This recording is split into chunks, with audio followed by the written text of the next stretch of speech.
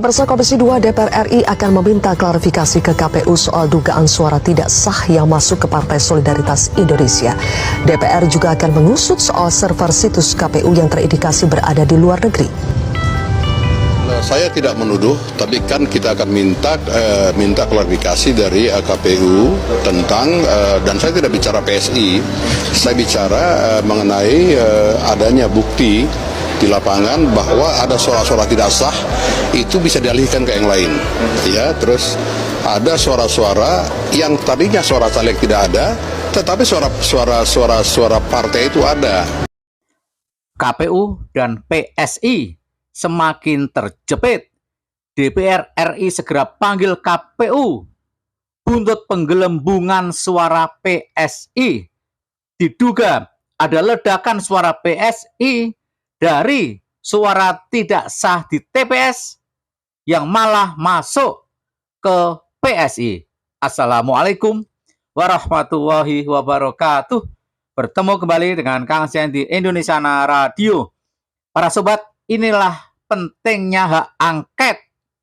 Inilah pentingnya hak yang dimiliki oleh DPR RI, yaitu hak angket. Hak angket bisa memanggil KPU, hak angket bisa memanggil Jokowi untuk mempertanggungjawabkan Pilpres Pileg yang acak kadul. Pilpres Pileg yang diduga menguntungkan capres tertentu, yang diduga menguntungkan PSI. Sungguh aneh para sobat, banyak sekali berseliweran di media sosial di mana suara-suara yang tidak sah, yang tidak seharusnya dihitung, suara tidak sah, banyak di tempat ditemukan suara yang tidak sah tersebut masuk ke dalam hitungan PSI. Inilah yang menyebabkan terjadinya geger ledakan suara PSI. Suara yang tidak sah di TPS malah masuk hitungan ke PSI. Ini pula yang menyebabkan quick count PSI yang hanya 2,5%, kini suara PSI telah melonjak drastis menjadi 3, sekian. Dan banyak pengamat yang mengkritisi kejadian ini. Bahkan banyak pengamat yang telah membongkar habis-habisan bahwa patut diduga suara PSI akan digelembungkan menjadi 4% agar PSI bisa lolos parliamentary threshold sebesar 4% sebagai syarat untuk suatu partai lolos ke DPR RI di Senayan. Pemirsa, Komisi 2 DPR RI akan meminta klarifikasi ke KPU soal dugaan suara tidak sah yang masuk ke Partai Solidaritas Indonesia. DPR juga akan mengusut soal server situs KPU yang terindikasi berada di luar negeri. Rakyat menunggu keberanian dari DPR. Rakyat menunggu ketegasan dari anggota DPR untuk mengusut adanya dugaan suara dari TPS yang tidak sah, suara tidak sah di TPS. Mengapa banyak suara-suara tersebut dialihkan ke PSI?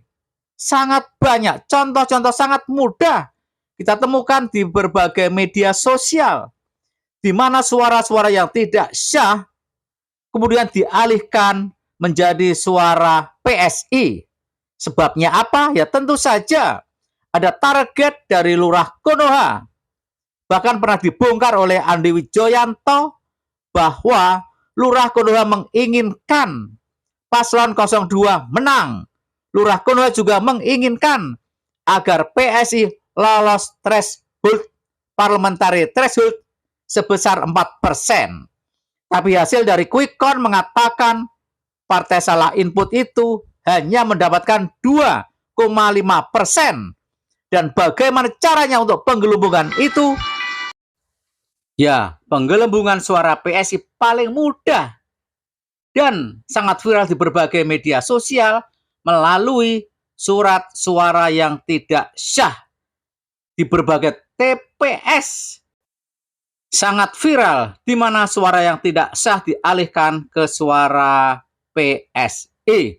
Kemudian yang kedua yang juga sangat penting adalah DPR harus segera menggali, harus menyelidiki, bertanya kepada KPU, dan harus juga melakukan audit investigasi, audit forensik server KPU. Patut diduga server KPU berkedudukan di luar negeri. Ini menyangkut soal kedaulatan rakyat Indonesia, kedaulatan bangsa Indonesia, dan sangat beresiko. Data-data penting di server KPU bisa dengan mudahnya dibuka oleh orang-orang asing dan sangat mudah untuk diganti angka-angkanya oleh orang-orang asing, terutama orang-orang Cina, orang-orang Singapura, grup dari Alibaba.com. Saya tidak menuduh, tapi kan kita akan minta klarifikasi dari KPU tentang, dan saya tidak bicara PSI, saya bicara mengenai adanya bukti di lapangan bahwa ada suara-suara tidak sah, itu bisa dialihkan ke yang lain. Walau anggota DPR ini tak menyebut nama PSI, tapi yang dimaksud kita semua tahu bahwa penggelembungan suara dialami oleh partai salah input itu.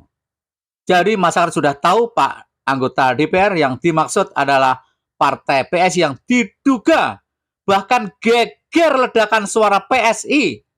Suara yang tidak sah di TPS malah masuk ke hitungan. Pak anggota DPR, rakyat menginginkan hak angket. Tidak hanya melalui Komisi 2 saja, tidak cukup. Lebih pas, lebih tepat apabila DPR RI membongkar kecurangan, penggelembungan PSI, bahkan Pilpres yang diduga penuh dengan kecurangan untuk memenangkan paslon tertentu dibongkar melalui hak angket. Ya, terus ada suara-suara yang tadinya suara caleg tidak ada, tetapi suara partai itu ada. Dan atau caleg ada, suara partai ada, kan mestinya nggak bisa begitu. Ya kan, harus diambil salah satu, tetapi diambil dua-duanya. Misalnya suara partai itu 10, suara caleg 10, kok jadi 20? Banyak sekali modus-modus penggelembungan suara untuk memenangkan partai salah input itu. Dan juga jangan lupa untuk memenangkan paslon 02. Banyak sekali, itu harus dibongkar melalui sekali lagi hak angket. Mestinya kan itu lari ke suara partai, jadi 10 mestinya, bukan 20. Nah, ini menjadi kejanggalan yang harus nanti kita tanyakan pada KPU, dan KPU sudah harus siap dengan data yang mereka miliki, termasuk mengenai server. Server itu juga itu sebenarnya di mana kedudukan server itu, siapa yang kelola itu, kan begitu. Kalau yang kelola itu di Indonesia, siapa pengelolanya? Karena di Komisi 2 juga tidak pernah kita ketahui dari mana servernya. Ya, siapa yang keluar servernya, dan siapa yang bisa buka.